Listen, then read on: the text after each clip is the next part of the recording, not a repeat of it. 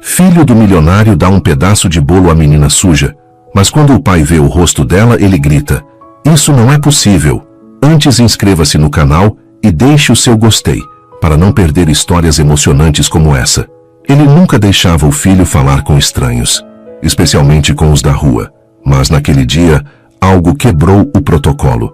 E quando ele viu o rosto da garota, o mundo que conhecia desmoronou.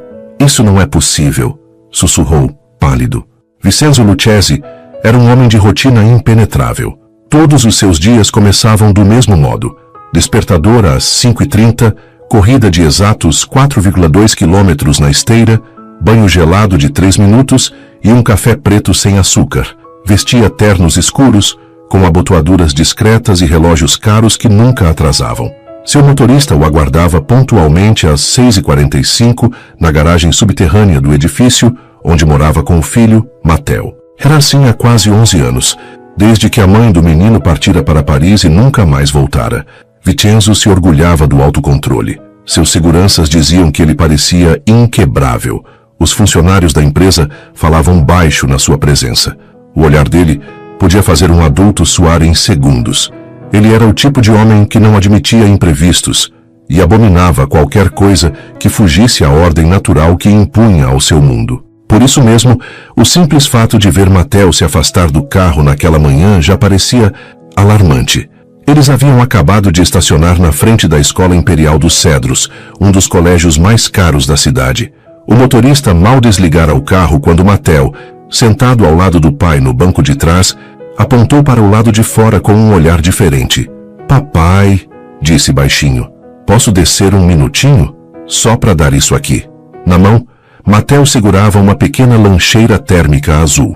Dentro dela, havia um pedaço de bolo de cenoura com cobertura de chocolate que a governanta, Dona Ivane, havia preparado na noite anterior. Era o preferido do menino. "Dar para quem?", indagou Vincenzo, sem tirar os olhos do jornal digital no tablet. "Aquela menina, ali. Ela tá sentada no chão, tá tremendo. Acho que tá com fome." Vincenzo apenas arqueou uma sobrancelha, irritado. Desviou o olhar do tablet e finalmente olhou pela janela. A cena, à sua vista, era desconfortável.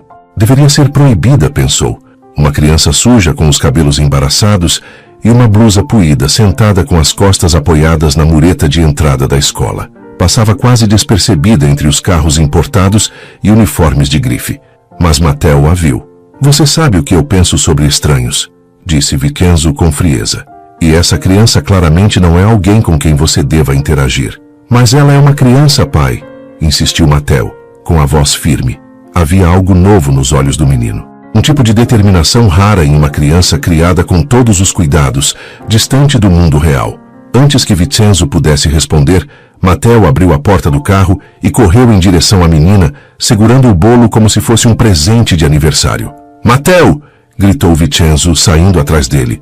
O segurança do carro já ia se levantar, mas Vincenzo levantou a mão e mandou que ficasse. Ele próprio precisava lidar com aquilo. Matteo se agachou à frente da menina e estendeu o bolo com as 2 mãos. Ela o olhou como se aquilo fosse um gesto de outro mundo. Seus olhos estavam vermelhos de sono, ou talvez de fome. Havia algo no olhar dela que misturava medo e esperança, como se não acreditasse que aquilo fosse real. "Toma, pode comer", disse o menino. "É o meu favorito, mas hoje eu quero que você fique com ele." A menina pegou o pedaço de bolo com delicadeza, como se temesse que fosse desaparecer, e sorriu. Um sorriso tímido, cortado por lábios rachados e uma expressão exausta. Foi nesse instante que Vincenzo se aproximou, pronto para interromper a cena. Mas assim que olhou diretamente para o rosto da menina, ele parou. Seu coração bateu uma vez, depois outra, depois falhou. Aquele rosto, os traços, os olhos, a boca, a forma do queixo. E então, sem conseguir controlar, ele deu 2 passos para trás. "Isso não é possível", sussurrou, completamente sem cor. A menina o encarava agora. Seus olhos pareciam buscar algo no rosto dele, como se o reconhecessem, mesmo sem saber de onde. Vincenzo sentiu um frio subir pelas costas. Não podia ser, mas era. Ela era a cópia viva de alguém que ele tentou esquecer há anos. Enrico, seu irmão desaparecido. Aquele que destruiu tudo por ganância, aquele que levou consigo a filha recém-nascida e nunca mais foi visto. A menina estava ali, suja, fraca, sozinha, mas viva. Senhor Lucchesi, chamou o segurança preocupado. Está tudo bem? Vincenzo piscou várias vezes. Sentia a pressão no peito como se todo o ar tivesse desaparecido. O filho o olhava agora, confuso. Pai, o que foi? Ele olhou para Matteo, depois para a menina, depois novamente para o rosto da criança. Como? Murmurou. Qual é o seu nome? A menina hesitou. Seus lábios se moveram lentamente, como se repetir o nome exigisse força demais. Isadora, respondeu. Isadora Montelli. O sobrenome caiu como uma bomba. Montelli era o sobrenome da família da mãe de Enrico, um sobrenome que Vincenzo nunca mais ouvira desde o dia em que o irmão se afastou para sempre.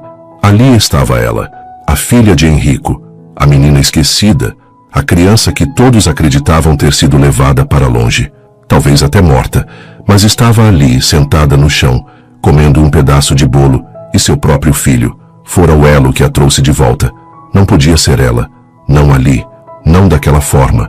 A imagem da menina ainda queimava na retina de Vincenzo, enquanto ele voltava para dentro do carro mecanicamente. O mundo parecia ter perdido som e cor. Matteo falava alguma coisa, mas as palavras vinham de longe, como se ele estivesse submerso. Isadora Montelli. O nome era uma lâmina antiga sendo arrancada do peito. A filha de Enrico. Como ela estava viva? Quem cuidou dela esse tempo todo? E por quê? Por que estava sozinha naquele estado? Ele se lembrou da última vez que viu o irmão. O sangue, o grito, a decisão. Algo estava errado.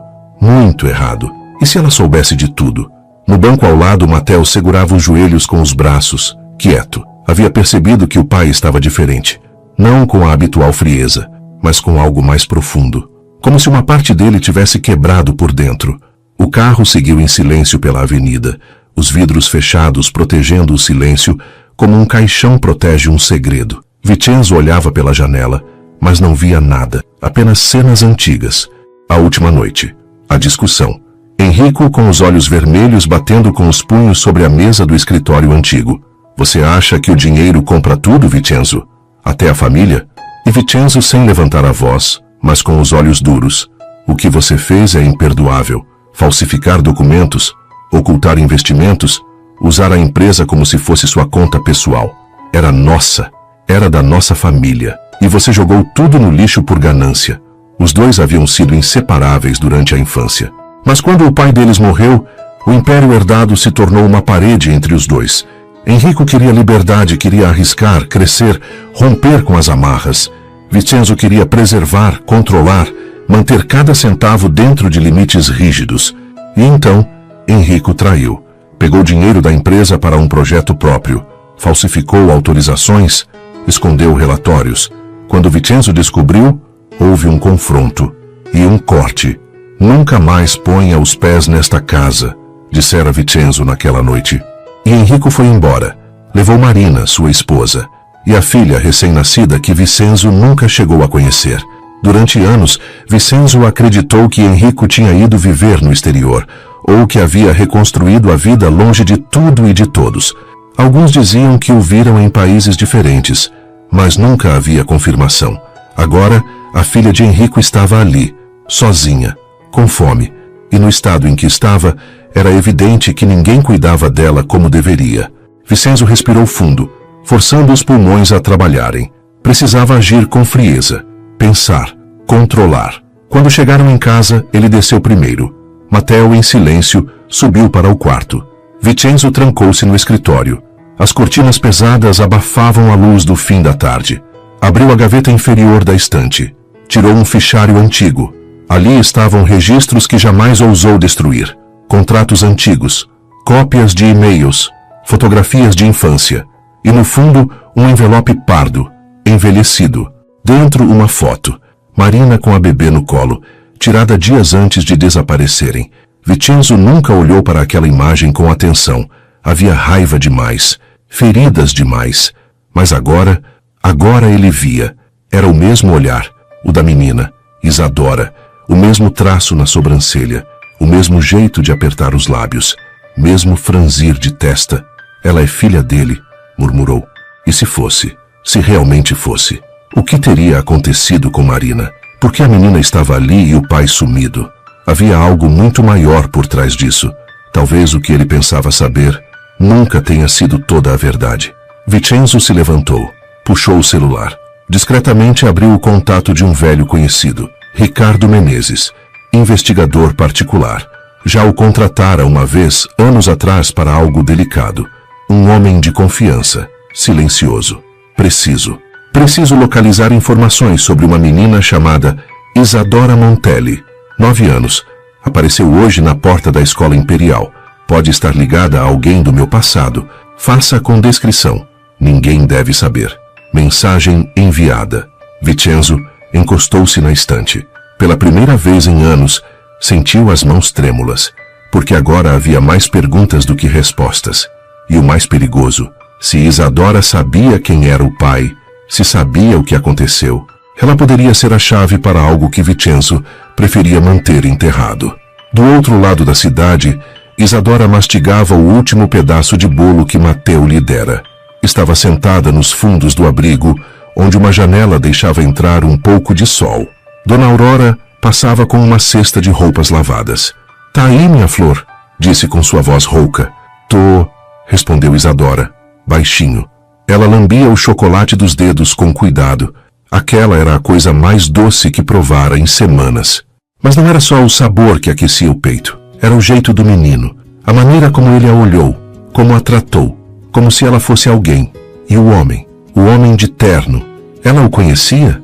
Havia algo no olhar dele, algo assustado, algo parecido com o que ela via nos espelhos às vezes, quando sonhava com coisas que não lembrava ao acordar. Aquela menina carregava muito mais do que fome. Carregava histórias apagadas, memórias recortadas, e o início de um reencontro que estava apenas começando. "Corre, Isadora, corre!" A voz ecoava. Um grito no escuro, mãos puxando, luzes vermelhas girando ao longe. Ela acordou com o coração aos pulos. Outra vez aquele sonho, sempre igual, sempre incompleto. O quarto do abrigo ainda estava mergulhado em penumbra. As outras crianças dormiam espalhadas em colchonetes pelo chão de cimento frio. Uma lâmpada falhava no teto, lançando flashes irregulares na parede, como se fizesse parte daquele pesadelo que insistia em persegui-la. Isadora se sentou devagar, suava. Os cabelos grudavam no rosto. As mãos tremiam. Não conseguia lembrar o fim. Sempre acordava antes. Ela sabia que era um sonho, mas seu corpo não sabia. O peito arfava como se tivesse corrido por quilômetros. As pernas doíam como se tivesse sido arrastada, e a garganta seca, como se tivesse gritado de verdade. Às vezes, ela pensava que talvez fosse isso mesmo. Talvez seu corpo lembrasse do que sua mente não podia alcançar. Isadora vivia naquele abrigo há 2 anos. Dona Aurora dizia que ela havia sido encontrada perto de uma estação de trem, escondida entre sacos de lixo, magra como um graveto, com os lábios rachados e as pernas feridas. Ela não falava nada nos primeiros dias, só olhava e tremia. Às vezes chorava dormindo, outras vezes murmurava nomes que ninguém entendia. Com o tempo, começou a dizer poucas palavras. Água, dor, mãe. Nunca disse o nome do pai. Nunca contou de onde veio. Nunca soube explicar o que aconteceu. Mas em alguns momentos, como aquele sonho, tudo voltava. Fragmentos, gritos, luz, medo. A manhã começou com o cheiro de mingau. Dona Aurora andava de um lado para o outro com a colher de pau na mão, tentando acordar os pequenos. Isadora se vestiu com o casaco velho que sempre usava. Era 2 números maior, mas ela gostava. Cobria seus braços finos até os dedos. No pátio, as crianças corriam sob o sol fraco. Ela ficou sentada, sozinha, no mesmo lugar de sempre. O banco de madeira sob a árvore seca. Foi ali que começou a pensar de novo no menino do bolo. Matteo. Lembrou-se do rosto dele, do jeito como a olhou, sem medo, sem nojo, sem pressa. E do homem, o homem de terno. Aquilo ela não sabia explicar. Sentiu um frio no estômago quando ele a olhou, como se estivesse vendo algo que não devia. Mas era o contrário. Ela é que viu. Viu um rosto que mexeu com tudo por dentro. Viu um homem que parecia carregar dor, e raiva, e surpresa. Por que ele reagiu daquele jeito? Ela não sabia, mas sentia. Seu corpo sentia. Dona Aurora se aproximou. Te vi acordando assustada de novo, disse com doçura. Mesmo sonho? Isadora assentiu, sem encarar a cuidadora. Você quer me contar o que vê? Ela hesitou. É sempre igual. Eu corro. Alguém me chama. Tem uma mulher. Acho que é minha mãe. Mas eu não vejo o rosto dela. Só as mãos. Dona Aurora se sentou ao lado. E você lembra de mais alguma coisa? Um carro e luzes. E depois mais silêncio. Ela então se encolheu. Eu tinha medo de dormir quando cheguei aqui, porque toda vez que fechava os olhos, o escuro ficava cheio de vozes. E agora, às vezes, o escuro me mostra imagens, mas eu não sei se são verdadeiras. A cuidadora alisou seus cabelos com carinho. Seu corpo lembra minha flor. Às vezes, antes da mente. Quando você estiver pronta, tudo vai clarear. Isadora se apertou no casaco. Queria que aquilo acontecesse logo. Queria saber quem ela era. Queria saber onde estava sua mãe. Enquanto isso, do outro lado da cidade, Vincenzo Lucchesi caminhava em círculos no escritório. O telefone tocou. Era Ricardo Menezes. Consegui rastrear alguns registros. Nada oficial, como você pediu, disse o investigador. O que encontrou? A menina foi deixada num abrigo há 2 anos, sem documentos, sem histórico médico. Segundo os registros da casa, foi encontrada por uma assistente social próxima à estação de trem Miraval. Estava sozinha. A assistente afirma que a menina não falava, mas carregava um pedaço de papel com um nome escrito à mão. Que nome? Isadora Montelli. Vincenzo fechou os olhos. Era real. E a assistente? Ela ainda trabalha lá? Sim. Quer que eu marque uma conversa? Não, ainda não. Primeiro preciso vê-la. A menina? Isso, mas sem que ela me reconheça. Sem dizer quem eu sou. Ricardo ficou em silêncio por um momento. Entendido. Mas Vincenzo, se for mesmo a filha do Enrico, você está entrando num terreno delicado. Já estou dentro. Agora é tarde para voltar. Naquela tarde, enquanto o céu ameaçava chuva, Vincenzo entrou discretamente no abrigo. Vestia roupas simples.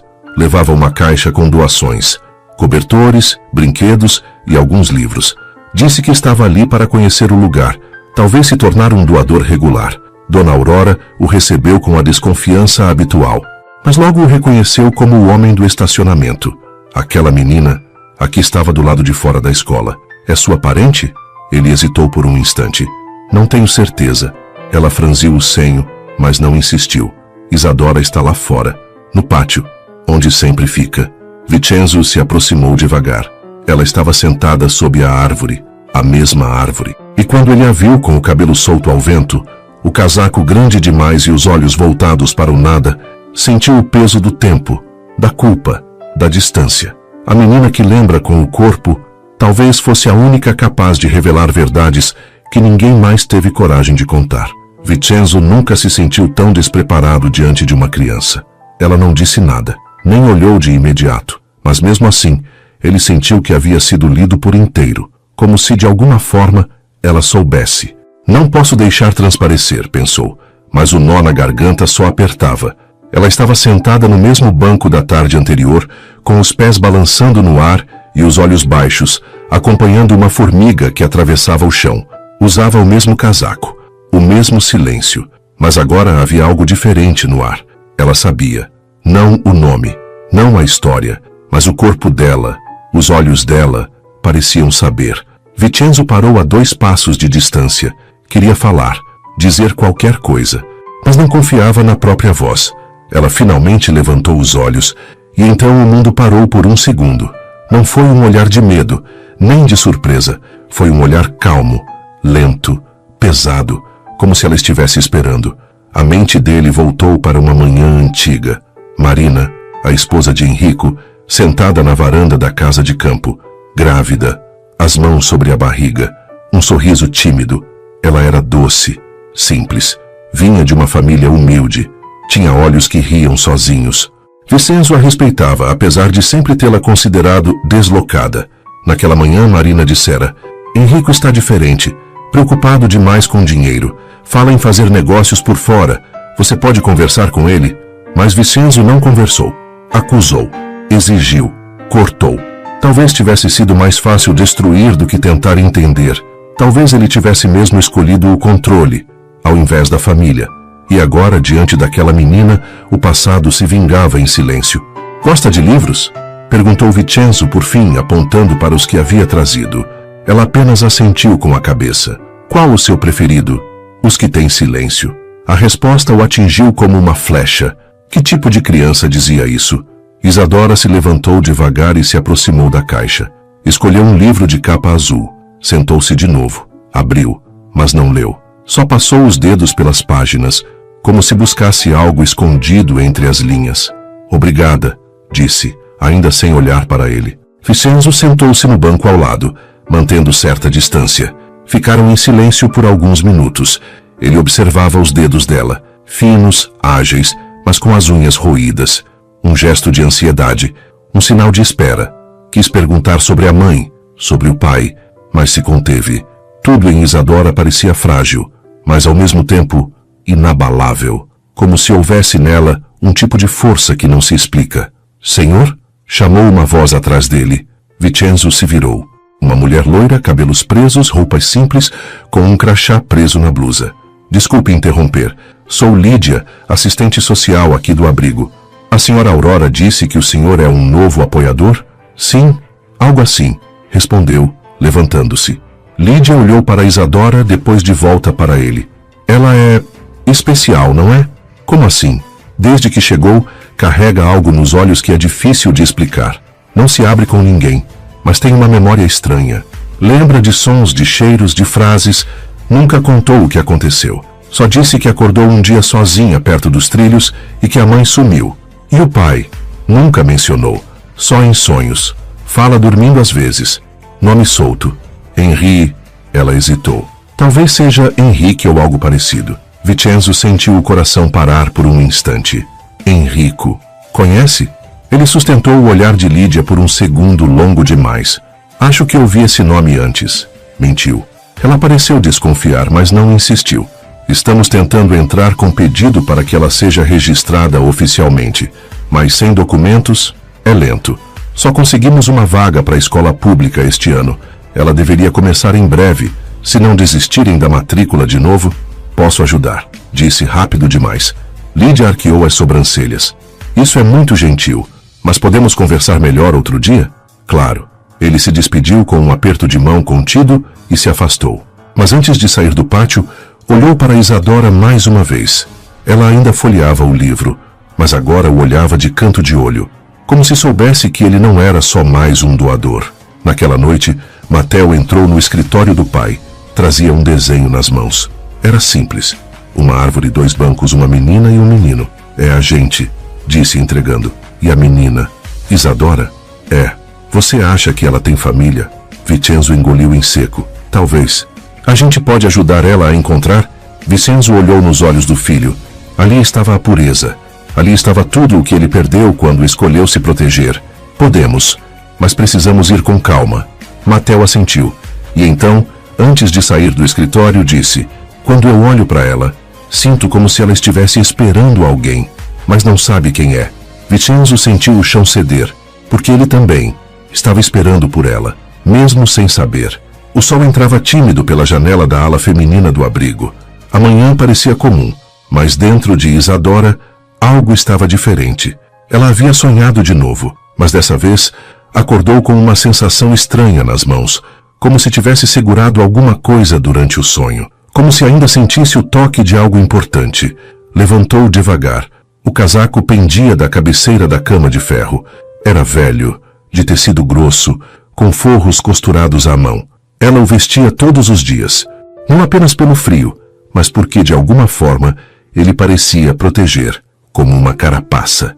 Dona Aurora dizia que o casaco havia chegado com ela. Ninguém lembrava exatamente de onde, mas era dela desde o primeiro dia. Enquanto o abotoava, sentiu algo diferente. Um leve volume no forro interno, algo que nunca havia notado. Franziu a testa. Passou os dedos com cuidado pela costura até sentir um pequeno relevo circular sob o tecido. Afastou o casaco do corpo. Estudou. A costura era sutil, como se alguém tivesse fechado a mão com linha da mesma cor. Escondido. Fez força com a unha, puxando o ponto. A costura se soltou com um estalo quase inaudível. E então, caiu no chão um pequeno objeto de metal, enferrujado nas bordas, mas intacto. Uma pulseira fina, infantil, com uma plaquinha dourada gravada com a letra E. Isadora ficou imóvel. E de quê? De Henrico? De esperança? De ela? Aperto no peito, um arrepio nos braços. Pegou a pulseira com as duas mãos. Era leve, mas pesava como um tijolo. Durante o café da manhã, Isadora não tocou no pão. A pulseira ficou escondida no bolso do casaco. Mas havia mais. Algo ainda lhe me incomodava. Quando voltou ao quarto, puxou o casaco para investigá-lo por completo. No bolso interno, costurado de forma ainda mais tosca, havia outro volume. Ela puxou com força. Um som de tecido rasgando ecoou. De lá, saiu uma pequena fita cassete, do tipo que ninguém mais usava. E junto dela, dobrado em 4, um papel amarelado, frágil. Quando abriu, o papel se desfez em algumas partes, mas o centro ainda estava legível. As palavras pularam aos olhos. Se algo acontecer, fugir com ela. Em perigo, proteja. Isadora sentiu a garganta fechar. Era a letra de alguém nervoso, apressado, a tinta borrada, o papel amassado. E o mais importante, seu nome estava ali, rabiscado ao lado de um desenho de coração. Isadora. Ela leu e releu, até decorar. Depois escondeu a carta debaixo do colchão. Guardaria como um tesouro. Mas a fita era um enigma. No fim da tarde, aproximou-se de Dona Aurora. A cuidadora estava sentada, remendando roupas. Dona Aurora, a senhora tem um aparelho de música? Daqueles velhos? Tipo toca-fitas? Isadora assentiu. Acho que sim. Tem um antigo no depósito. Por quê? Encontrei uma fita e queria ouvir. Dona Aurora arqueou a sobrancelha, mas não questionou. Foi até o depósito com a menina. Depois de alguns minutos entre caixas e tecidos, tirou um aparelho com poeira acumulada. Vamos ver se ainda funciona. Ligou na tomada. O rádio zumbiu. O botão play estava emperrado, mas cedeu com um empurrão. Isadora colocou a fita e apertou. Por alguns segundos, só ruído, estática. Depois, uma voz, grave, masculina, incompleta. Guarde bem. Se ela ouvir, vai saber. Pausa. Mais chiado.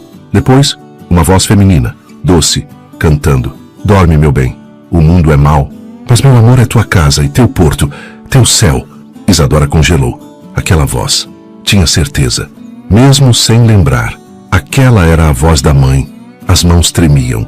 Os olhos marejaram. O peito doía. Não de tristeza, mas de algo mais forte. Como se uma porta tivesse sido escancarada por dentro. Dona Aurora desligou o aparelho. É a sua mãe? Isadora engoliu seco. Eu acho que sim. Essa fita estava com você? Ela hesitou, depois assentiu. No meu casaco, junto com uma carta e uma pulseira. Aurora ficou em silêncio por alguns segundos. Mostra para mim. Isadora entregou tudo. A cuidadora leu, examinou, ouviu. Quando terminou, olhou para a menina com um misto de ternura e preocupação. Isso muda tudo, minha flor. Alguém quis esconder isso. Alguém quis te proteger. Mas agora você precisa saber quem é. Precisamos descobrir. Isadora sentiu o coração bater mais forte. Pela primeira vez, não estava sozinha em suas memórias. Agora tinha pistas.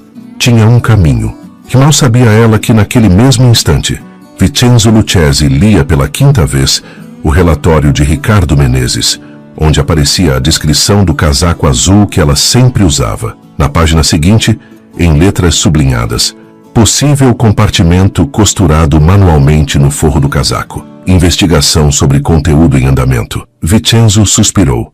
Algo havia sido deixado para trás, e agora estava sendo encontrado. O céu estava encoberto naquela tarde. Nuvens cinzentas arrastavam-se devagar sobre a cidade, como se o próprio tempo hesitasse em seguir. Isadora ficou sentada no banco, com o casaco fechado até o pescoço e os olhos voltados para o portão do abrigo.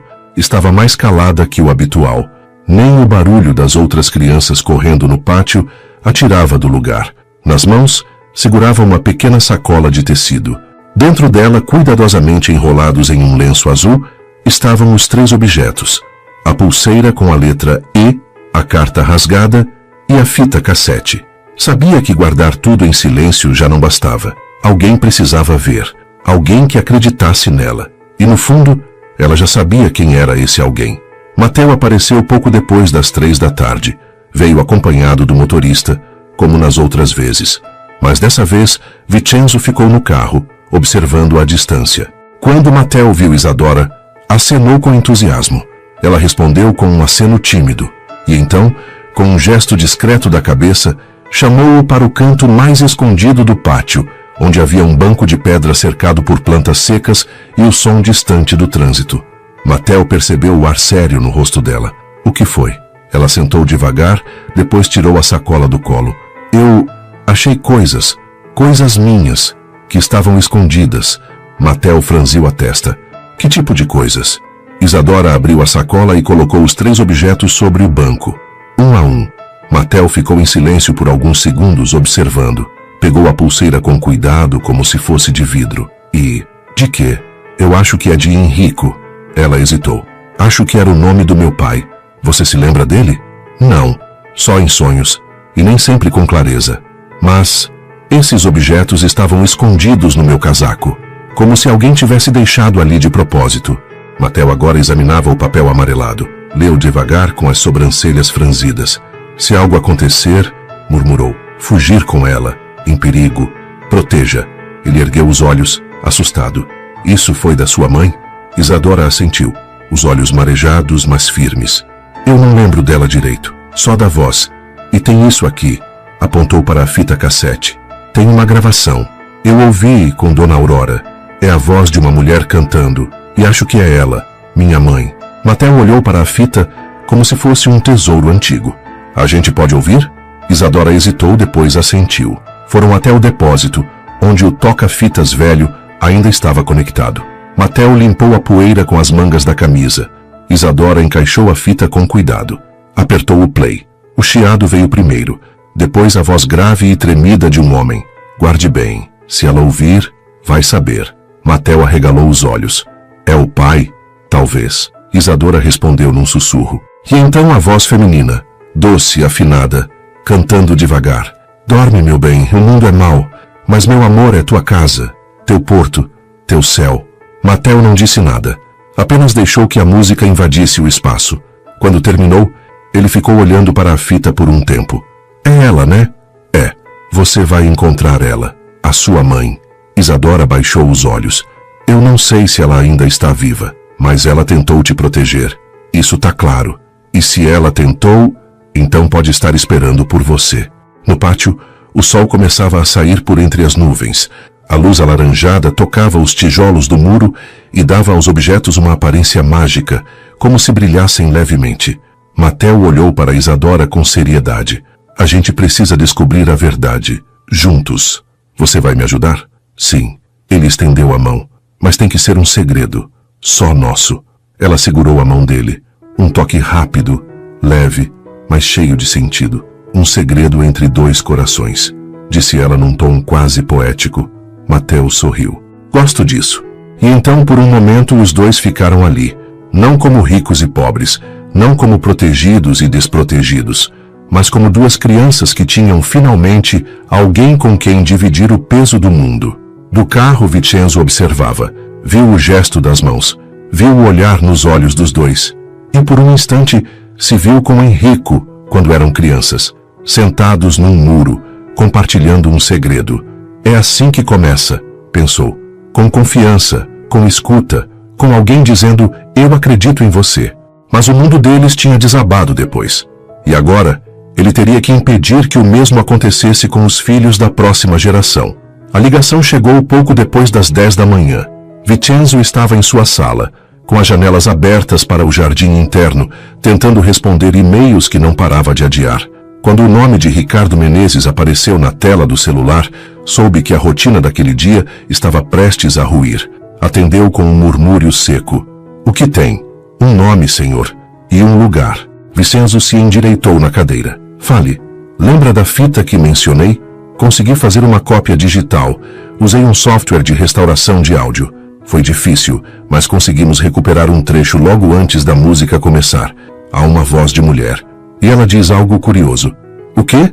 Se eu não voltar, leve ela até o Refúgio Primavera. Pergunte por Marta. Depois a música começa. Vincenzo congelou. Refúgio Primavera? Sim, era um abrigo para mulheres em situação de risco. Funcionou por quase 10 anos. Fechou às 5. Fica nos arredores da cidade, numa área rural. E o nome Marta aparece em registros antigos como uma das fundadoras. Você conseguiu localizá-la? Ainda não, mas estou cruzando registros.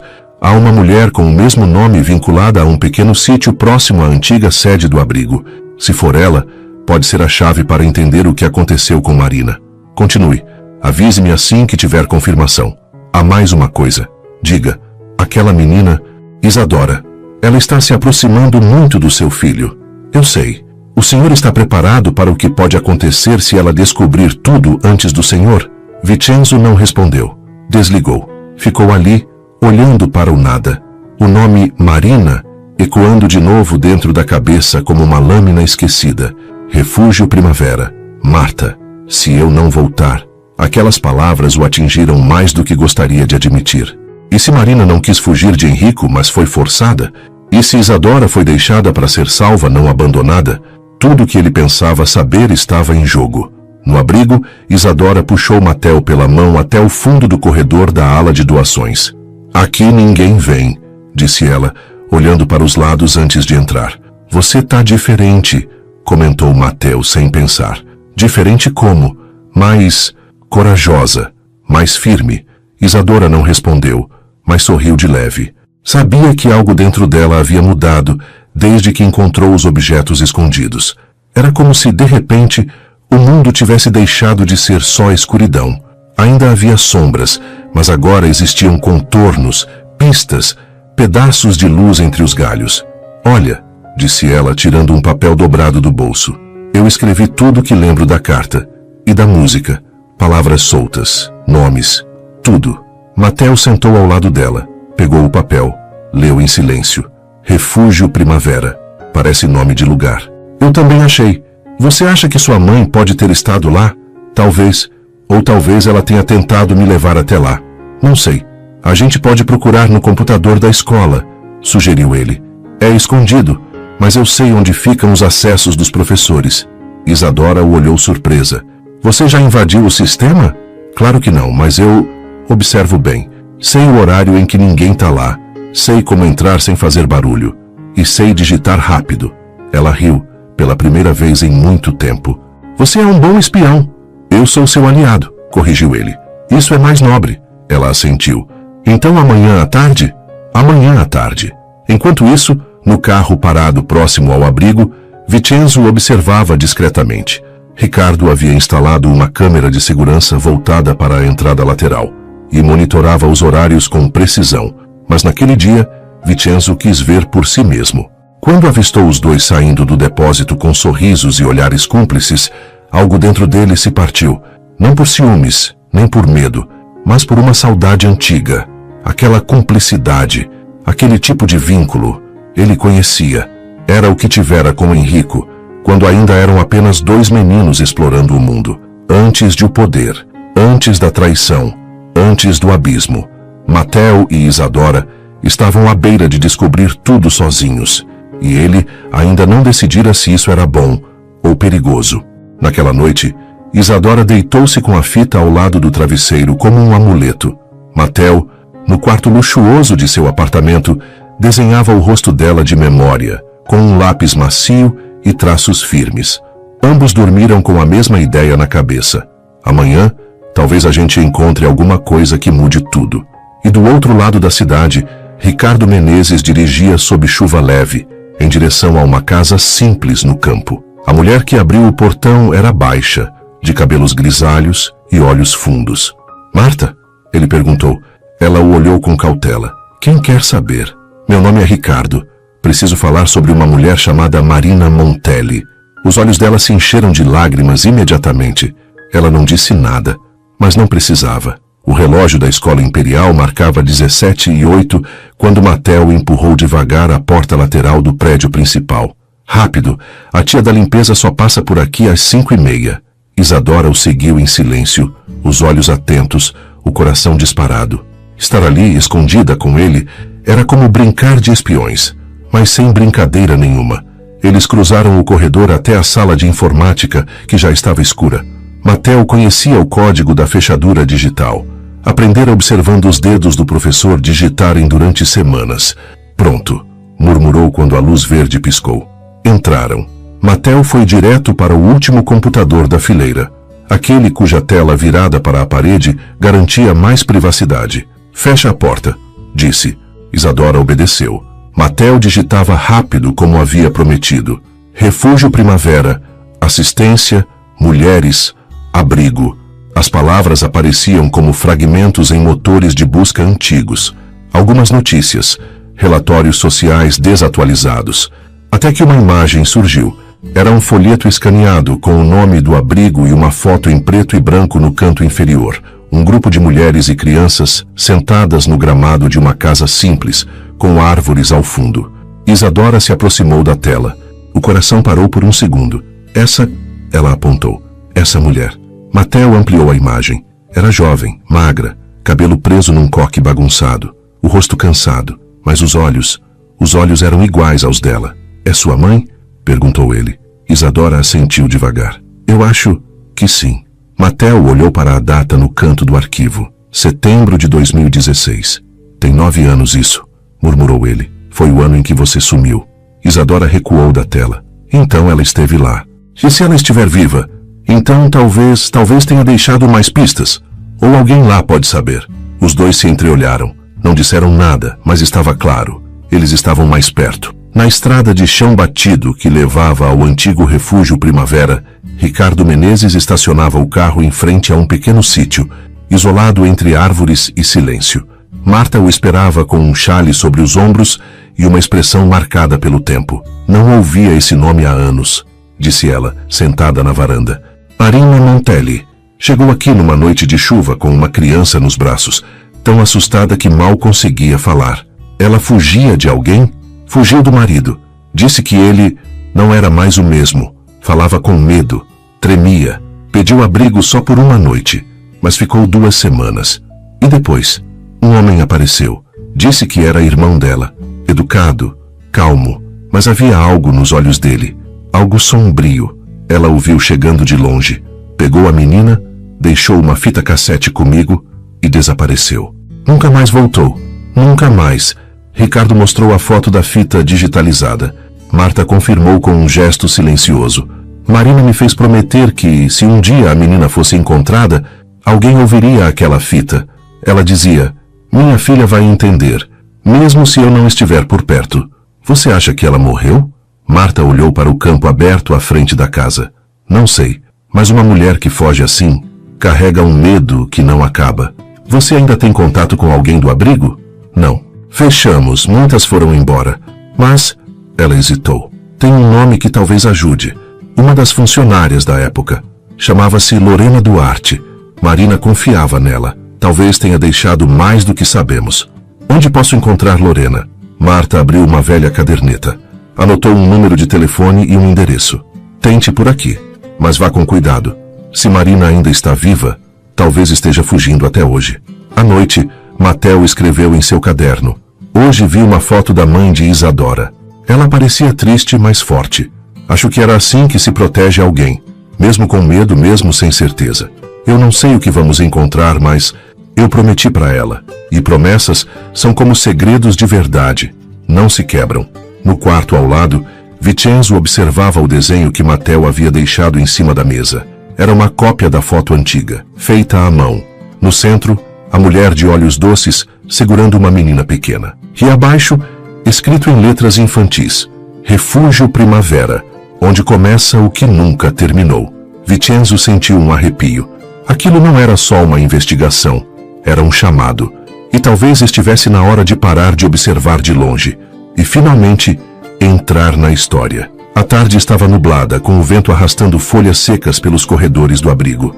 As crianças estavam em sala de aula e o pátio parecia um cenário suspenso, onde tudo podia acontecer.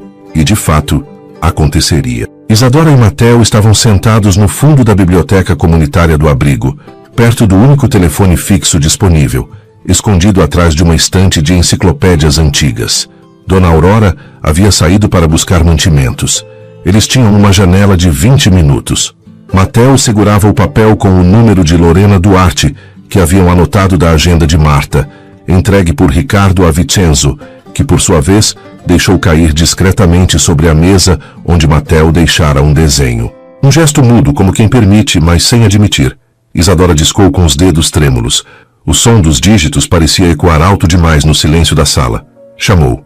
Uma vez. Duas. Na terceira, uma voz atendeu. Feminina. Cansada. Alô? Isadora engoliu em seco. É a senhora Lorena? Quem fala? Meu nome é Isadora. Eu estou tentando encontrar uma pessoa. Marina Mantelli. O outro lado ficou em silêncio por longos segundos. Depois, a voz voltou. Agora baixa, rígida. Quem deu esse número? Marta, do Refúgio Primavera. Outro silêncio, mais denso, como um abismo abrindo sob os pés. Escute, disse Lorena, com a voz oscilando. Você não devia ter me procurado. Não por esse nome. Não agora. Mas é importante. Ela pode ser minha mãe. Você disse... Isadora? A linha pareceu chiar. Algo caiu no fundo do ambiente. Um copo? Um objeto? Senhora Lorena? A voz voltou, trêmula. Fuja disso, menina. Se você é quem eu acho que é, há pessoas que não querem que você lembre. O que quer dizer com... Clique. A linha ficou muda. Isadora olhou para Matteo com os olhos arregalados. Ela sabia quem eu sou. E desligou. Por medo, ou por alguém estar ouvindo. Isadora olhou para o telefone como se fosse um inimigo. Isso não foi só uma ligação qualquer, disse Matteo, tentando soar mais corajoso do que estava. Isso foi um alerta. Na mesma hora, em outro canto da cidade, Vincenzo subia os degraus da casa de Marta. Já havia falado com ela por telefone, mas agora queria ouvir com os próprios olhos. Ela o recebeu com um olhar de quem sabia mais do que queria lembrar. O senhor é irmão de Enrico. Vincenzo assentiu sem fugir. E pai do menino que anda com Isadora. Marta o conduziu para a sala. Ofereceu chá, mas nenhum dos dois bebeu. Preciso saber o que você viu, o que ouviu. Preciso entender por que Marina fugiu. Marta respirou fundo. Marina chegou até nós em estado de alerta. Falava baixo, chorava sem som. Dizia que Enrico tinha mudado, que havia envolvimento com pessoas perigosas, que queria sumir antes que ele a machucasse ou a usasse. Usasse? Marina achava que ele queria colocar o nome da criança em algo, um negócio sujo, algo que ele não podia mais esconder nem da família. E quando ela se negou, ele surtou. Vincenzo sentiu o estômago revirar. Eu pensei que ele tinha fugido por vergonha. Talvez também, mas ela fugiu por medo. Ela disse mais? Só uma coisa. Uma frase que repeti para mim mesma durante anos. Qual? Marta encarou Vincenzo com firmeza. Se algo acontecer comigo, minha filha vai lembrar com o corpo. O silêncio que se seguiu foi quase cruel.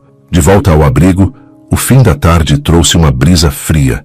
As crianças voltavam das salas, e Isadora se isolou por um instante próximo à caixa de correspondência antiga, onde raramente chegava algo. Mas naquela tarde havia um envelope, pequeno, branco, sem carimbo, sem selo, apenas uma palavra escrita à mão com caneta azul. Proteja. Nenhum destinatário, nenhum remetente. Isadora olhou para os lados. Ninguém parecia ter visto. Abriu. Dentro, apenas uma folha em branco. Mas ao olhar contra a luz, viu algo escrito com tinta quase invisível. Palavras riscadas, difíceis de ler. Pegou a fita da sacola, colocou no bolso e correu. Correu até Matteo. Correu como se soubesse, sem entender por quê, que estavam sendo observados. E que agora, a verdade não era apenas um caminho a ser seguido. Era um fio fino, prestes a arrebentar. A folha parecia em branco, mas Isadora sabia que não era. Proteja. Era o que estava escrito na frente do envelope. Apenas isso.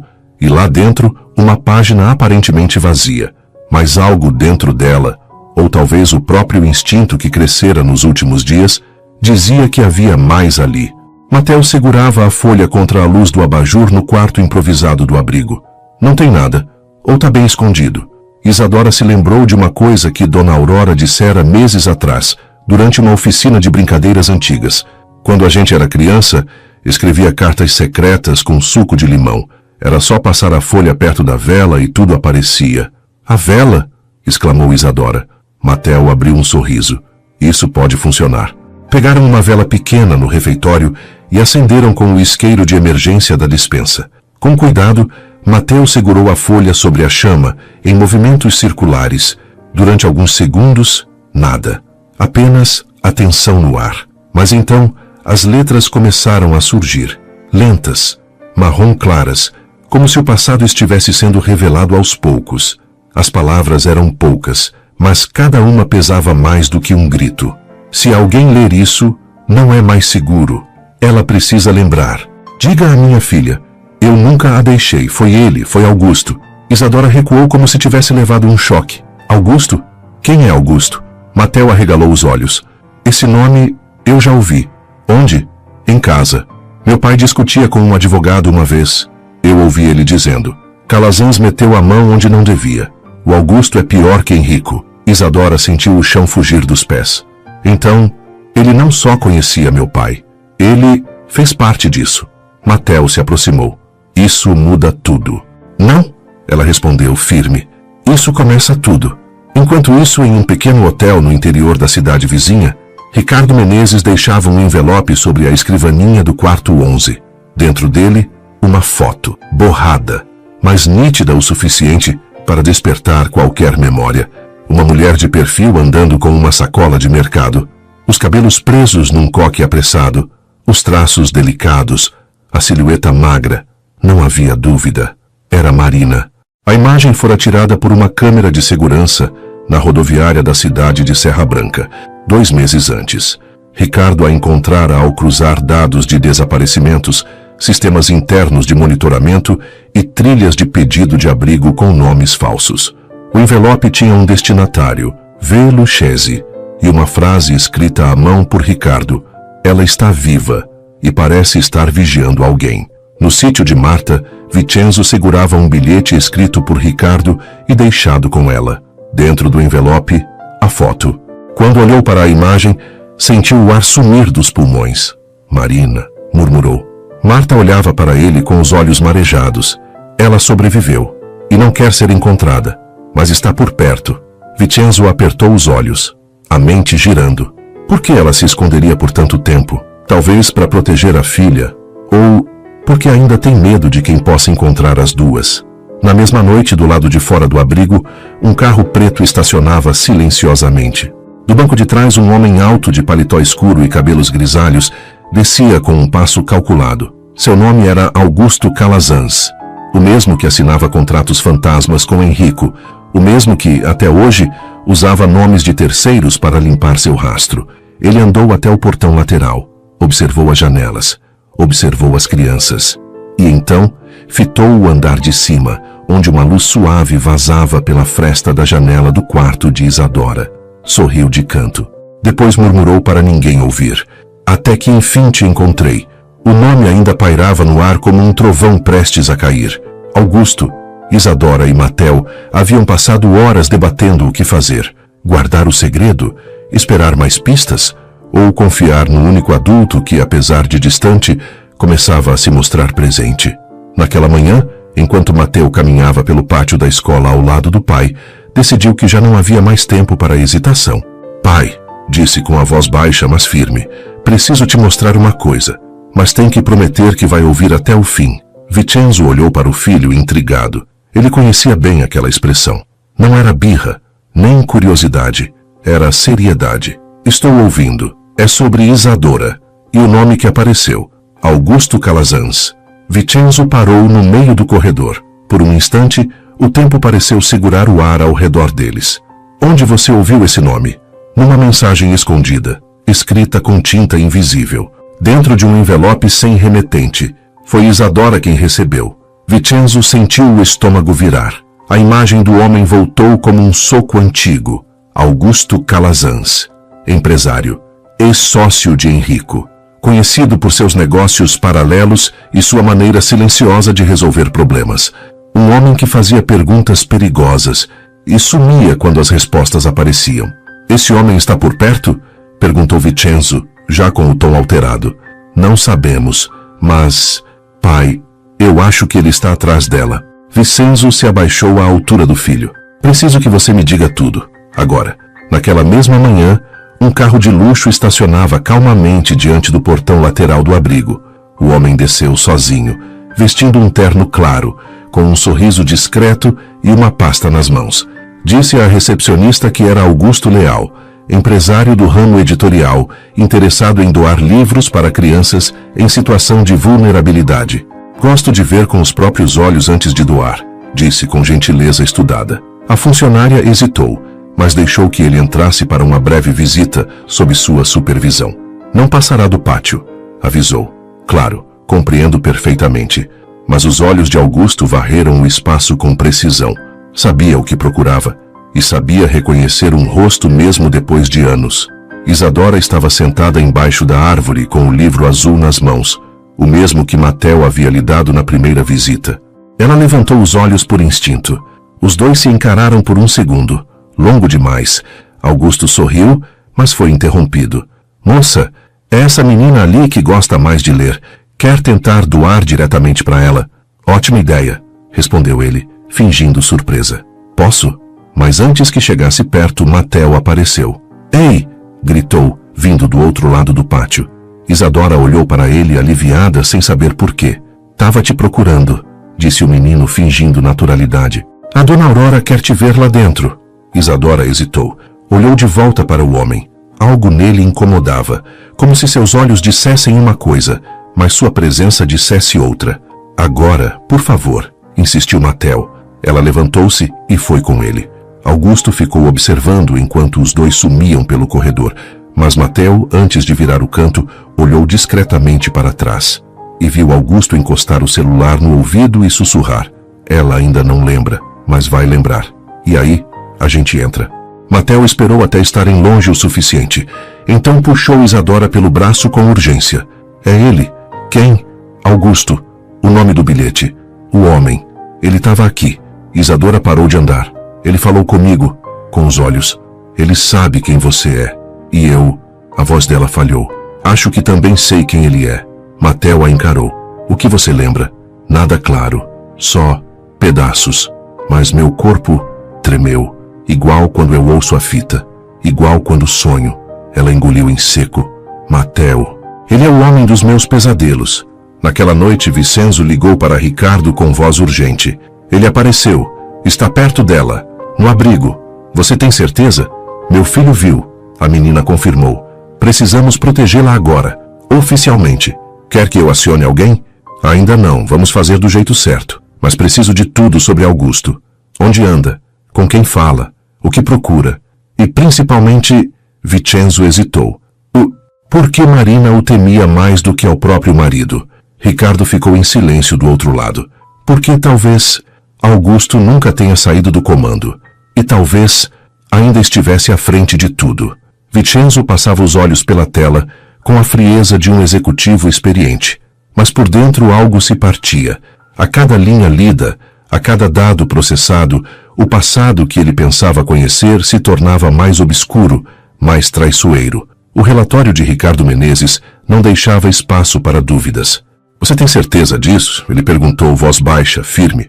Tenho. Cruzei 3 fontes distintas. Todas apontam para o mesmo contrato, mesma data, mesma assinatura. Vincenzo apertou a ponte do nariz. Mas é impossível. Henrico sumiu em 2016. Ninguém mais teve notícias. Marina fugiu. A filha foi encontrada anos depois, sozinha. Tudo apontava para uma fuga. Exceto por isso. Ricardo passou os dedos sobre a mesa e deslizou um envelope pardo. Dentro, uma cópia de um documento empresarial com data registrada em 2018, 2 anos após a despedida definitiva de Enrico Montelli. Era um contrato de cessão parcial de ações, valor elevado, juridicamente sólido, e ali, no fim da última página, Enrico Montelli, assinatura reconhecida em cartório, com firma registrada. Vincenzo engoliu em seco. E o cartório? Fica numa cidade do interior chamada Rio Dourado. Pequena, isolada. Fiz contato com uma funcionária aposentada que se lembrava do caso. E disse que um homem entrou com documentos já preenchidos. A assinatura foi feita na hora, mas a identidade apresentada era falsa. O nome batia, mas o documento era digital, sem foto física. Tudo passou sem questionamento. Quem autorizou o contrato? Augusto Calazans. A frase caiu como pedra na sala. Do outro lado da cidade, Isadora dormia. mas seu corpo tremia. Dona Aurora de longe percebeu. Aproximou-se devagar, mas não a acordou. Lá dentro, no escuro de seu subconsciente, algo finalmente começava a se reorganizar. O sonho não era fragmentado como os anteriores. Era mais claro, mais próximo da realidade. Ela estava no colo da mãe. Marina corria por um corredor estreito, a respiração ofegante, os olhos em pânico. À frente, uma porta se fechava. Atrás, passos apressados. Em uma sala iluminada por uma única lâmpada, 2 homens discutiam. Um deles era seu pai. O outro tinha olhos frios, rosto duro. Era Augusto. Você prometeu que ela estaria segura? Gritava Henrico. Isso não era parte do acordo. Os acordos mudam, Henrico. E você já está muito envolvido para voltar atrás. Marina aparecia na fresta da porta, observando. O rosto assustado. Henrico olhou diretamente para ela. Fuja, disse, quase sem som. Leve nossa filha. Agora. E então, tudo escurecia. Silêncio. Peso. Medo.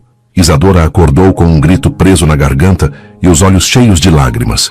Matteo entrou no quarto segundos depois. Tá tudo bem? Ela mal conseguia respirar. Eu vi ele, meu pai, e vi Augusto. Eles estavam discutindo.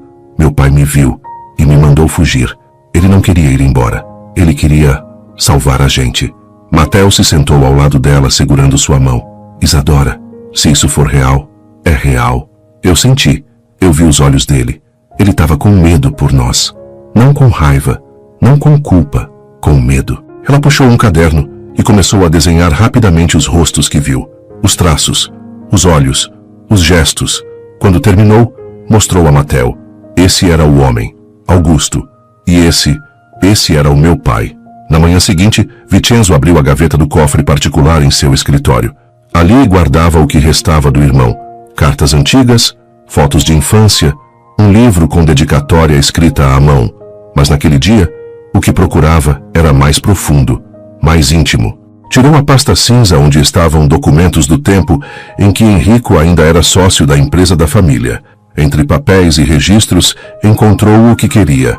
Um antigo diário de reuniões com anotações à mão.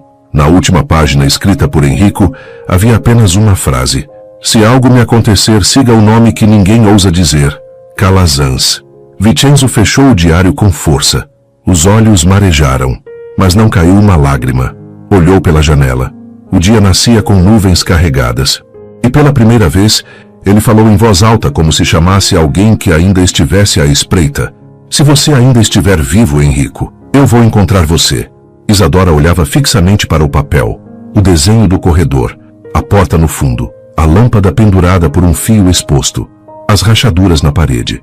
Ela havia desenhado tudo após o sonho da noite anterior, com precisão instintiva, como se tivesse estado lá. Matteo observava os traços com um misto de admiração e inquietação. Você tem certeza de que viu isso num sonho? Não, Isadora respondeu. Eu tenho certeza que estive lá. Ela passou o dedo sobre o contorno da porta. Isso aqui, essa maçaneta, eu lembro da textura, fria e pesada. Matteo respirou fundo. Então, se esse lugar existe, a gente precisa descobrir onde. Os dois foram até a biblioteca do abrigo, onde Matteo já sabia como acessar os computadores sem chamar atenção. Começaram a procurar por imagens antigas de galpões, depósitos, construções abandonadas. Nada. Até que Isadora parou de rolar a tela. Volta. Aquele ali. Essa imagem. Matteo clicou. A página abriu com lentidão. Era um fórum de moradores antigos de uma cidade do interior chamada Rio Dourado. Na foto, um corredor de tijolos gastos. Uma lâmpada pendurada por um fio. Ao fundo, uma porta com a mesma estrutura do desenho. É esse lugar, sussurrou Isadora. A legenda da imagem dizia: antiga fábrica de fertilizantes desativada em 2014, reclamada por moradores por ser local de uso ilegal durante anos. Matteo olhou para ela. É em Rio Dourado. É a mesma cidade onde o nome do seu pai apareceu no cartório. Isadora assentiu com os olhos fixos na tela.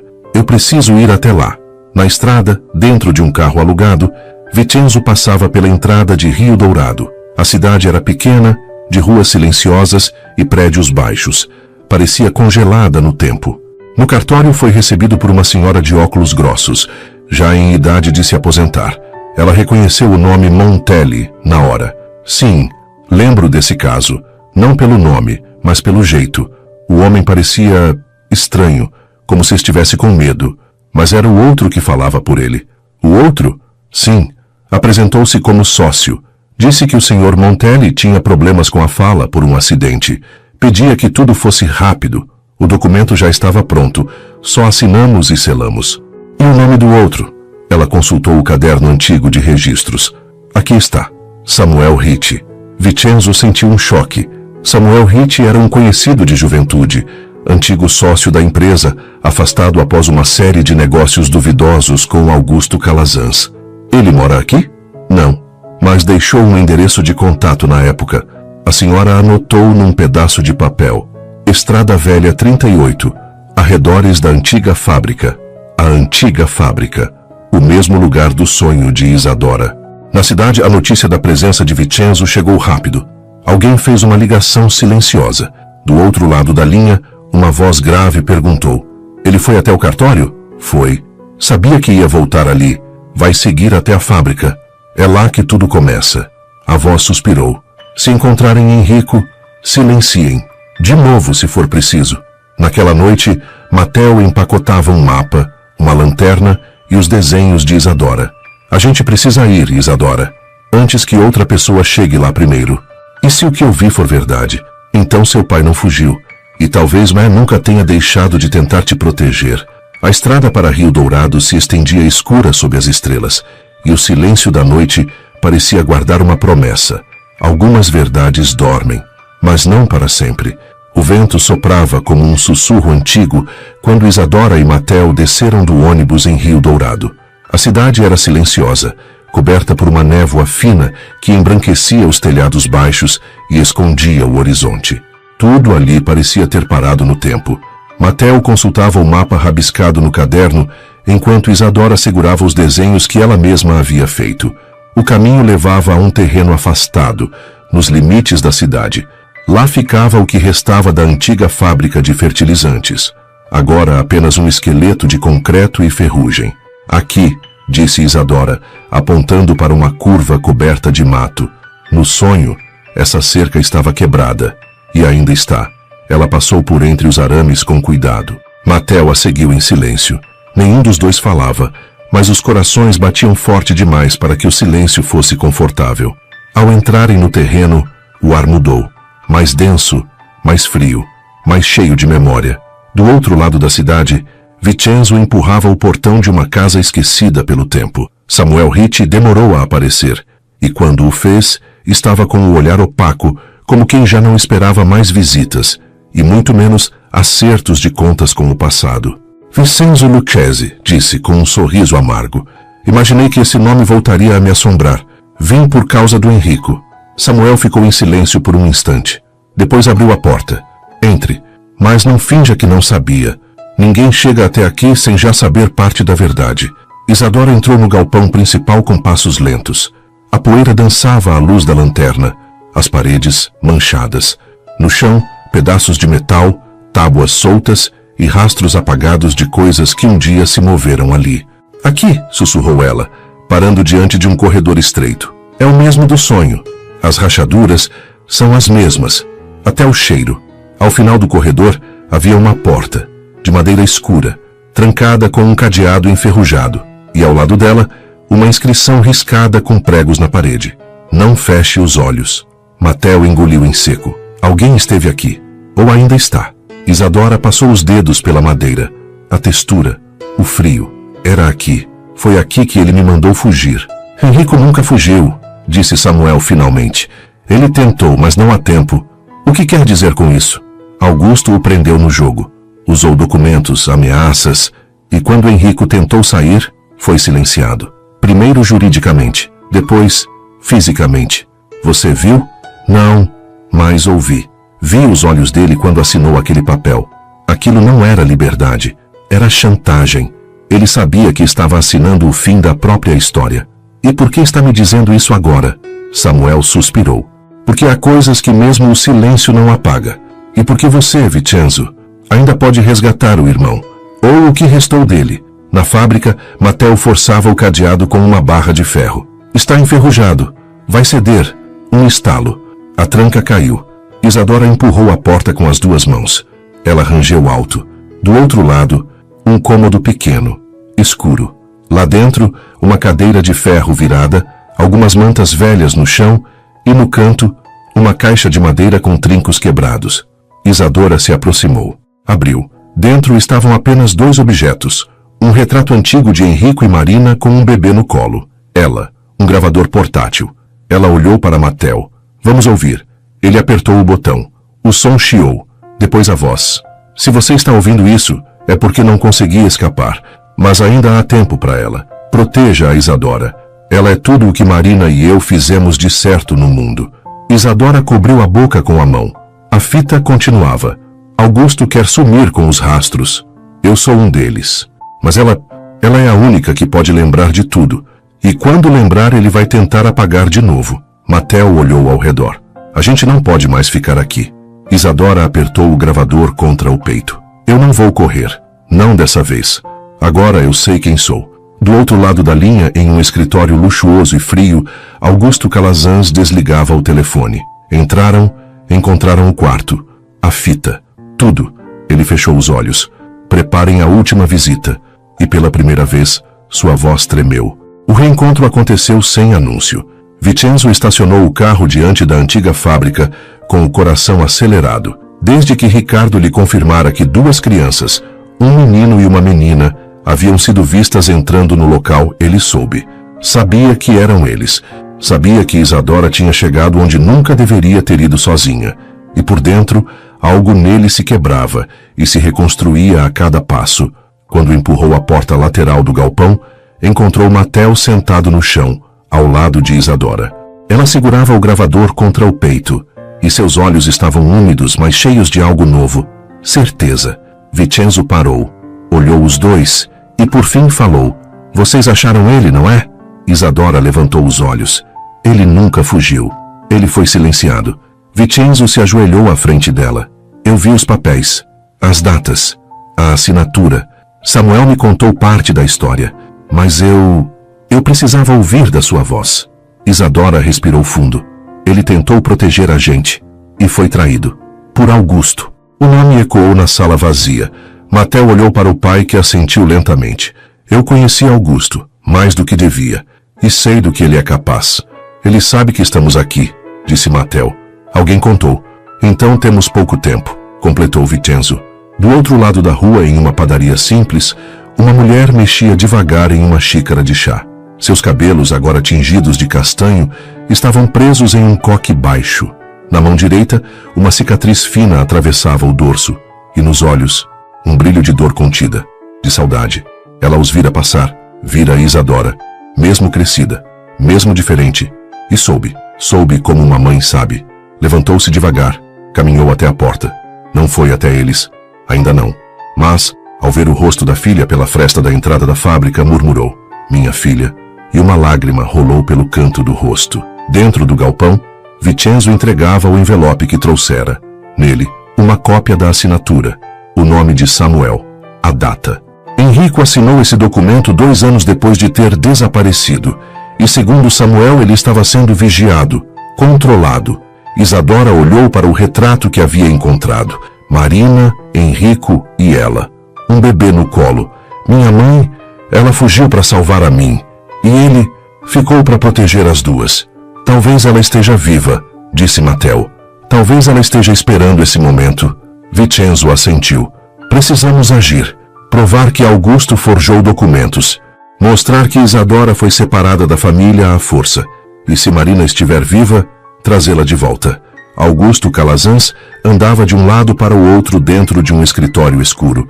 As janelas fechadas, o telefone na mão. Ainda estão na fábrica? Sim, senhor. Mas o homem, o milionário, está com eles agora. Augusto respirou fundo. Ele era o único que podia complicar tudo. E complicou. O que quer que façamos? Augusto ficou em silêncio por alguns segundos. Depois respondeu. Por enquanto, nada. Nada? Eu quero ver até onde eles chegam. E se Marina aparecer, eu mesmo vou recebê-la. Na rua silenciosa de Rio Dourado, A mulher de olhos doces e cicatriz no braço caminhava lentamente. Passou pela fachada da fábrica, parou do outro lado da rua e olhou. Isadora saiu por instinto, como se sentisse algo, e então seus olhos encontraram os dela. Por um instante, o tempo parou. Não houve grito, nem corrida. Houve apenas olhos que diziam: "É você." E um passo, e depois outro, e um sussurro: "Mãe?" Marina sorriu e respondeu com a voz trêmula: "Meu amor." A brisa da manhã batia leve sobre os telhados de Rio Dourado, como se o mundo não soubesse que, naquele instante, uma vida inteira estava sendo reconstruída diante da antiga fábrica. Isadora ainda segurava a mão de Marina, como se temesse perdê-la outra vez. Mateo e Vicenzo observavam de perto, em silêncio, respeitando aquele instante sagrado. Mãe e filha se reencontrando com o coração inteiro, mesmo depois de tudo ter sido quebrado. "Eu pensei que você tivesse..." Isadora não conseguia terminar a frase. Marina balançou a cabeça com os olhos marejados. "Eu pensei que não ia conseguir voltar, mas agora você me encontrou." Ou talvez tenha sido o contrário. As duas se abraçaram. Um abraço que guardava todas as noites frias, os silêncios longos, os nomes sussurrados no escuro. Um abraço que prometia nunca mais soltar. Minutos depois, dentro da fábrica, sentados sobre caixas velhas e sacolas de viagem, Marina começou a contar. Quando Henrico descobriu os contratos de Augusto, ele tentou sair, mas o que descobriu era grande demais. Havia lavagem de dinheiro, nomes fantasmas e até uso indevido do nome da empresa da família. "Ele tentou me contar", disse Vicenzo, a voz baixa, "mas eu só vi o erro, a traição. Ele ficou, me fez fugir com a Isadora. Disse que criaria um rastro falso, que Augusto acreditaria que havíamos fugido juntos, quando na verdade ele seria o isco." Isadora apertava o gravador que ainda carregava. Era o último presente deixado por um pai que ninguém sabia se ainda estava vivo. "Você viu ele pela última vez onde?" perguntou Mateo. "Em uma casa afastada, perto de uma represa, a 20 quilômetros daqui. Ele me deixou lá por uma noite. Disse que voltaria no dia seguinte. Nunca voltou. Você lembra do lugar?" Vicenzo se adiantou. "Sim, posso levar vocês." Enquanto isso, em uma cobertura luxuosa em outra cidade, Augusto Calazans recebia o relatório de seus homens. Leu em silêncio, dobrou o papel, ficou olhando para o vazio. Marina voltou. "O irmão está com ela." A garota lembra. Do outro lado da linha, alguém aguardava instruções. Augusto respirou fundo. "Primeiro sumam com o que ainda resta na casa da represa. Depois, tragam a mulher. Quer que ela desapareça?" "Não, ainda não. Quero que ela veja o que acontece com quem lembra demais." No final da tarde, o carro de Vicenzo seguia pelas estradas de terra batida da região rural. Marina guiava com firmeza. Isadora, no banco de trás com Mateo, observava as árvores passarem. Seu coração parecia quieto, mas pulsava forte por dentro. "Foi aqui", disse Marina, apontando para uma estrada lateral. "A casa é no fim." Ao chegarem, encontraram a porta entreaberta. "Isso não estava assim", murmurou ela. Entraram com cautela. O lugar cheirava a mofo e abandono, mas havia sinais de que alguém estivera lá recentemente. Marcas de sapatos no chão úmido, poeira revirada, gavetas abertas. Na parede do quarto, havia algo cravado com pregos. "Quem mexe com o passado acorda o que deveria estar morto." Isadora sentiu a pele arrepiar. Foi até a estante. Puxou uma das caixas esquecidas. Dentro, papéis rasgados, algumas fotos queimadas nas bordas. Mas ao virar um dos papéis, viu algo que parou o tempo. "Espera, esse símbolo..." Mateo se aproximou. "Parece um código, e tem uma sequência numérica." Vicenzo tirou do bolso o diário antigo de Henrico. Essa sequência já apareceu antes. Marina passou a mão pelos cabelos, os olhos fixos no papel. Isso era a chave. Ele falava disso. Sempre dizia que, se algo acontecesse, era para procurar a chave viva. Isadora sussurrou com os olhos fixos. "A menina que lembra com o corpo." Marina se virou. "Era você. Sempre foi." Isadora encostou na parede, fechou os olhos, e então, de repente, viu a chave. Um cofre escondido atrás de uma parede falsa. Dentro dele, documentos. Um pendrive, um nome. Ela abriu os olhos. Ofegante. "Eu sei onde está. Está no porão da escola, atrás da parede do antigo teatro. Meu pai me levou lá uma vez. Eu achava que era sonho, mas era real." E enquanto as sombras avançavam em silêncio por Rio Dourado, Augusto recebia mais uma ligação. Eles encontraram a casa. Ele não respondeu. Olhou para um retrato antigo na estante. Ele, Henrico e Samuel, mais jovens, em um tempo onde os laços pareciam firmes. Ele fechou os olhos. Então preparem tudo. Se encontrarem o cofre, acabem com isso de uma vez. O portão da escola estava fechado quando chegaram. Vincenzo desceu do carro primeiro, falou com o segurança noturno, apresentou sua identificação e explicou com poucas palavras que era uma emergência ligada à estrutura do prédio.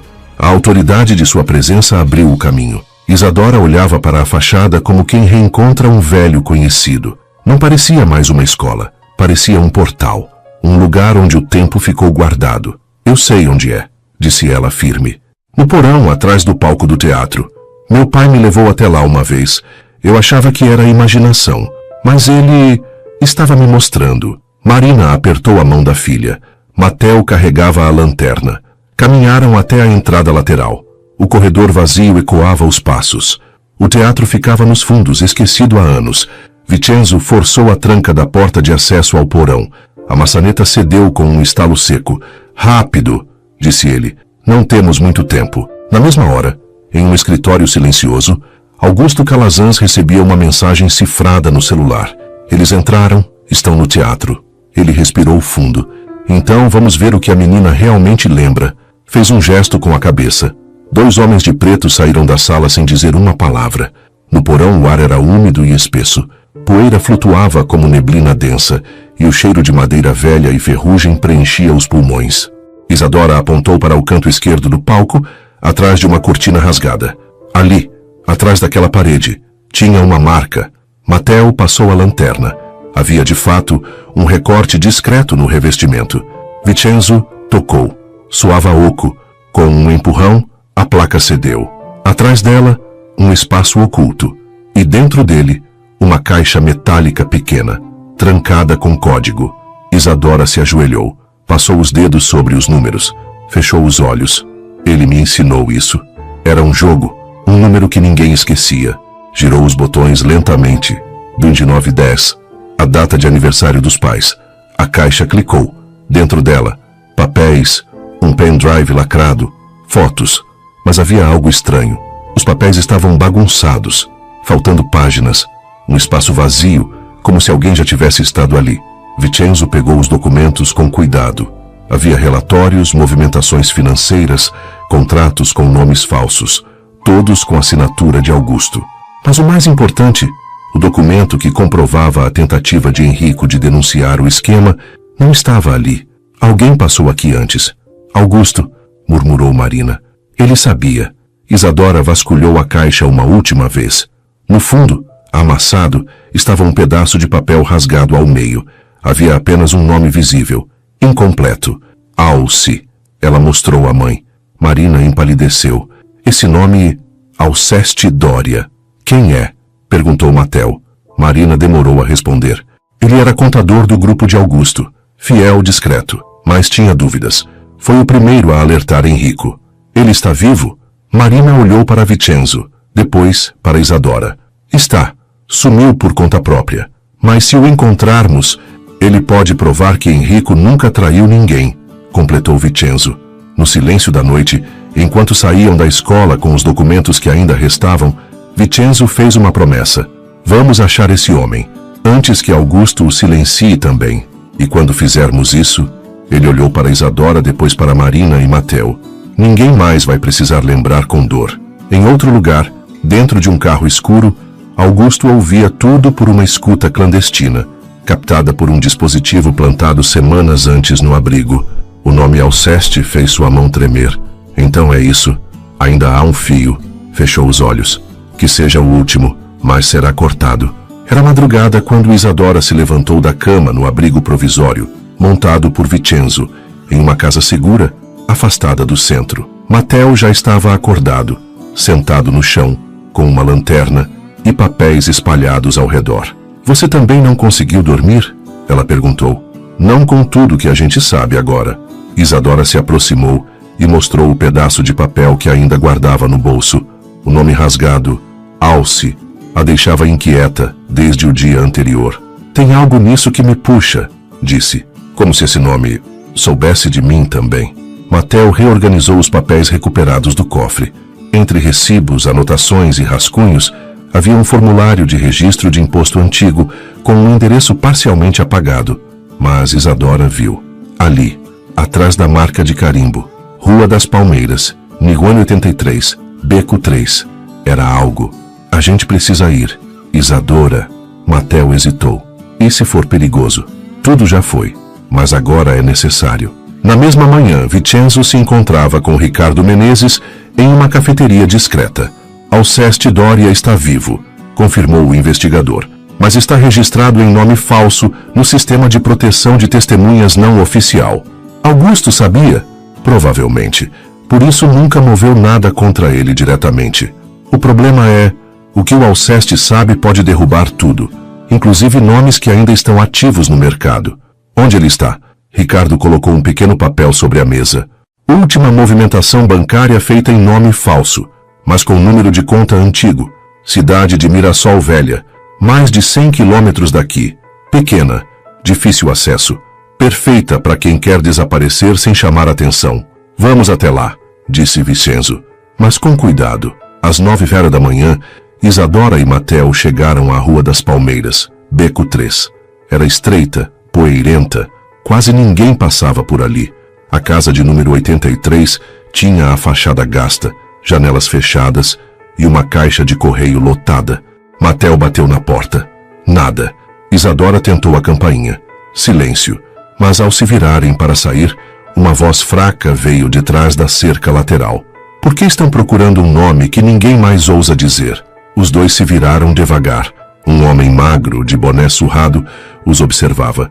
Tinha olhos fundos, a barba por fazer, e algo nos olhos que misturava medo e memória. Você é Alceste? Ele não respondeu de imediato. Quem mandou vocês? Meu pai. Isadora falou. Enrico Montelli. A resposta parou o mundo por um segundo.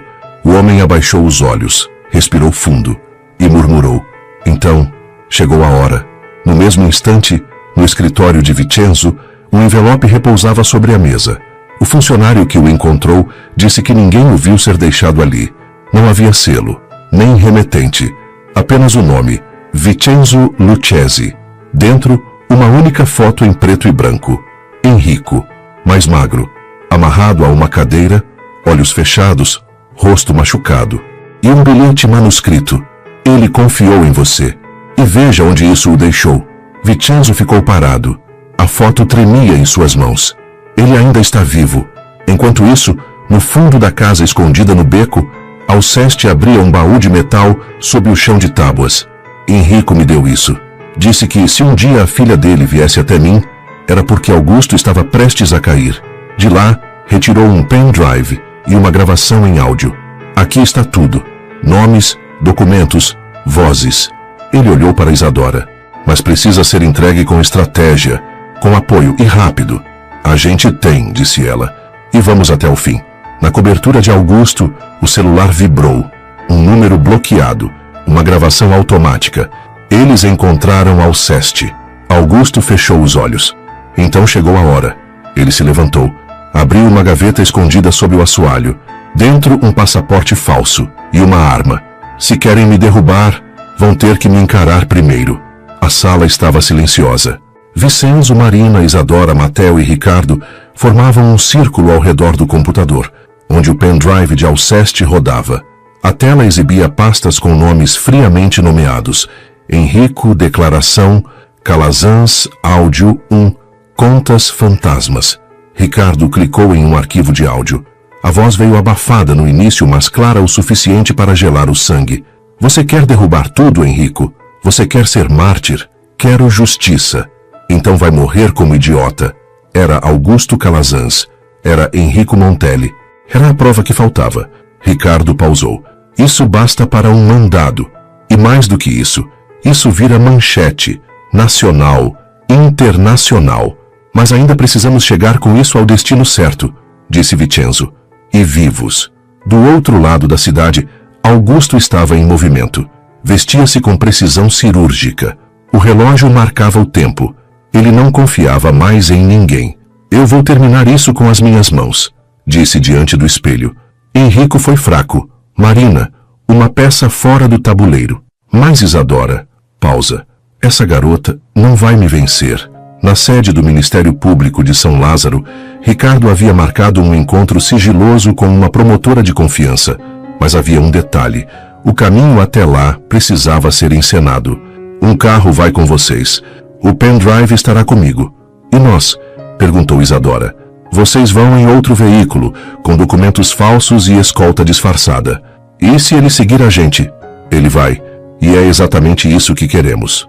Na manhã seguinte, os dois carros partiram de pontos distintos. Isadora ia no carro da frente com Matteo e Marina. Vincenzo, com Ricardo e o verdadeiro pendrive, seguia por uma rota alternativa. No meio da estrada, o rádio da escolta de Ricardo estalou. Unidade 3, avistamos SUV preta seguindo o veículo-alvo. Ricardo sorriu. Ele caiu. Está atrás do isco. Enquanto isso, no carro de Isadora, o silêncio era quase absoluto. Acha que ele virá até nós? Perguntou Matteo. Ele já veio, respondeu Isadora. Desde o dia em que decidiu apagar meu pai, ele nunca foi embora. Mas agora estamos juntos, disse Marina. E quando a verdade está junta, ela não quebra. No final da tarde, na sede do Ministério Público, Ricardo entregava o pendrive e os documentos para a promotora. Ela ouviu os áudios, viu os extratos, leu as transcrições. Isso é o suficiente para prender Augusto Calazans. E talvez encontrar Enrico Montelli. Encontrar? Perguntou Vincenzo. A promotora puxou um dossiê. 3 anos atrás, um homem deu entrada em um hospital psiquiátrico desativado em Mirassol Velha, sob o nome de Elias Ferraz. Ele dizia frases desconexas, citava nomes empresariais e falava de uma filha. E ele desapareceu da ficha meses depois. Mas uma enfermeira, agora aposentada, jurava que ele era um homem silenciado com palavras nas mãos. Ricardo e Vincenzo se entreolharam.